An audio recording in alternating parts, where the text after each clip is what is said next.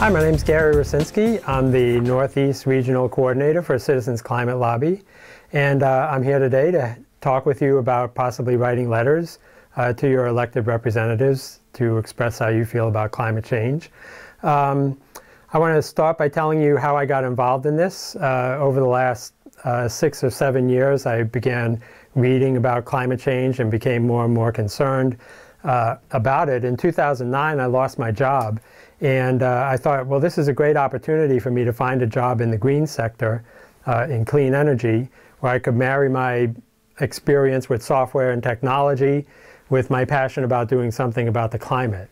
And so I started looking for a job, and at the time there were a lot of events going on. There were seminars, there were conferences, all about green energy and opportunities for investment in green energy. So I was going to all of these events. And about 6 months later, I realized that I wasn't any closer to finding a job than I was at the beginning. And at that point, I started asking people at all of these events, why isn't this industry taking off? We've got this pressing problem. We need clean energy. We need to get away from fossil fuels.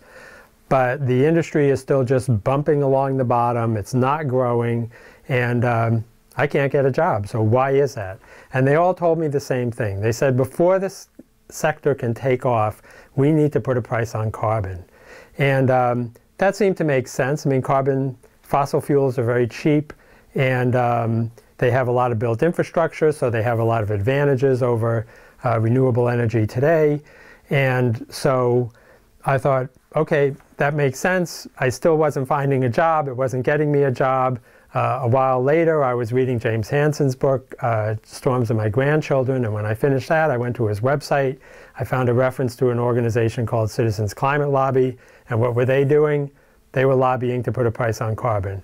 So I thought, well, if I can't get a job in the clean energy sector, I'll at least try to help with getting a law passed that would put a price on carbon and ignite the clean energy revolution for real. So that's what I've been doing. I've been doing it now for 2 years. I've had a lot of fun with it, and I want to tell you about one of the things we're doing, which is called the Million Letter March.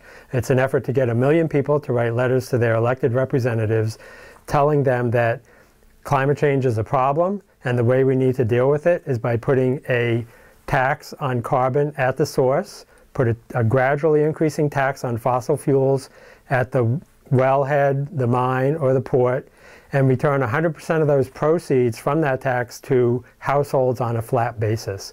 When you do that, you keep all the money in the economy, you leave the free market to determine what the solutions to our emissions problem will be, and you ignite the clean energy revolution for real.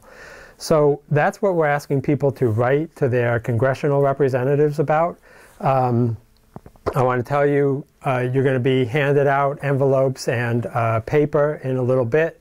And what I'd like you to do in writing those letters is to first tell your representative, whether it's your senator or someone in the House of Representatives or possibly even Barack Obama, tell them a little bit about yourself. Tell them why you're concerned about climate change. And then tell them that you think the way that this climate change can be addressed is by putting the free market to work to develop the solutions that we need for conserving energy, having more efficient cars and appliances and homes and businesses, and then close your letter by thanking them for their service and for taking the time to read your letter, and then ask them for a response. If you do that, and if we can generate enough letters to our representatives, pretty soon they'll start to get the message that there is a policy option out there that's accepted by the American people, by the people at the grassroots, and that a carbon tax, implementing a tax to help solve our problem with climate change is not the 4-letter word that they think it is. So have fun writing your letters, enjoy your time in Washington, and good luck with everything.